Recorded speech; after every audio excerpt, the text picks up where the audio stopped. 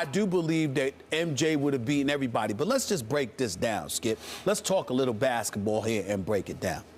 He would have beaten Melo because Melo would never have been able to D Michael Jordan up. That's just a fact. End of discussion right there. Nobody could stop Melo. But Melo ain't stopping a Michael Jordan or an elite offensive player. And Melo is big time, okay?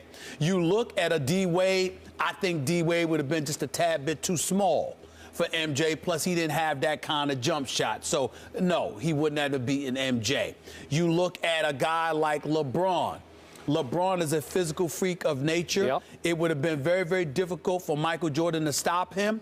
But his perimeter shot didn't have that consistency. Even though you're playing one-on-one, you wouldn't be shooting free throws. If you were shooting free throws, LeBron isn't as reliable as the other guys were for all of these years. Yep. So that wouldn't have happened. And LeBron wouldn't have done it. I think the one dude that would honestly have the best shot at beating Michael Jordan is Kevin Durant, because he's 6'11".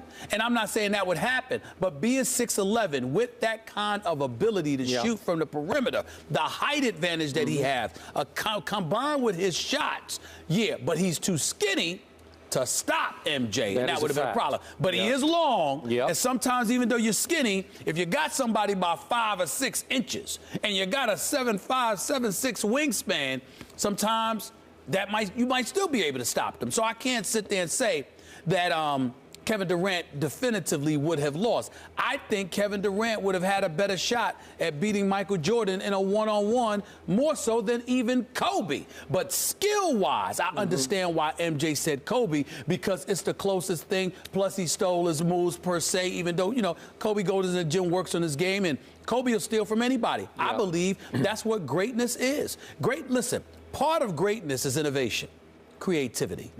The other part of greatness is being a thief, stealing successful habits and greatness from other people. I mean, that's what I believe in. If I see somebody and they're great at something, I want to know why. And if I feel I can mirror that, I'm stealing that. Period. And I'm not apologizing for it. Not at all. And I think that's what it is. But to answer the question directly, Kobe would have the better chance of the guys that MJ mentioned. But I believe Kevin Durant would have a better shot than Kobe. That's interesting. I say Kevin Durant would have no shot. I would definitely give the Mamba the best shot.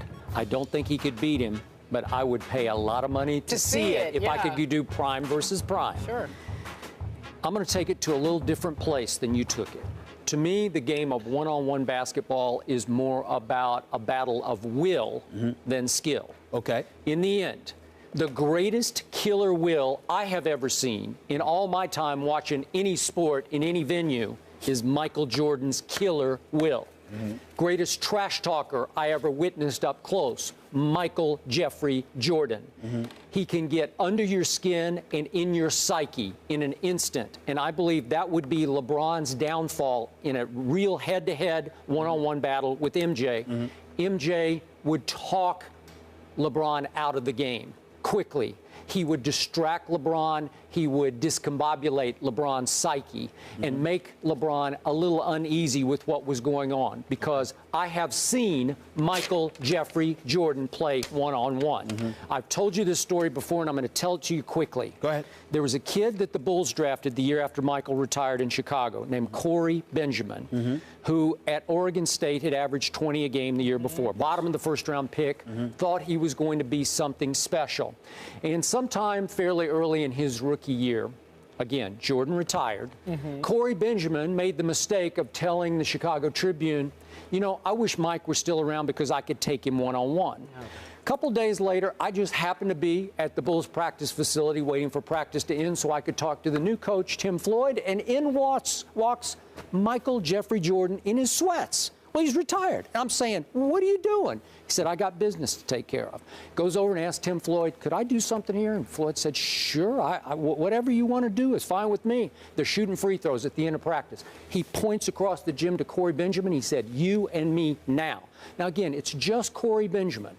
a 6'6" rookie, so he's as tall as Michael is, not as physical. But Stephen A., I watched absolute destruction take place, and he wanted to do it in front of us, the gathered media. He wanted us to watch this. They played to 11 by ones, but they didn't play make it, take it. It was I score your ball. That's right. Straight up basketball. That's okay? right. That's how it's got to be. Okay, That's how it's got to be. All right. And I don't remember the exact scores, but they played 3 games, and I think it was like 11-1, 11-2, 11-1. It was something on that order, where I didn't think the kid could score a basket against Michael's defensive fury. And you know he could defend. That's right. But this is killer will. This is, I'm going to show you. I'm going to put you in your place. The kid was completely overwhelmed and intimidated, and it was obviously not a fair fight. That's the guy that I think Kobe could withstand, because Kobe, you trash talk Kobe, he's going to feed off that kind of trash talk. His killer will is not quite Michael's, but it's close. So it would be a battle of wills, and I think it would take every bit of Michael Jordan to win that game.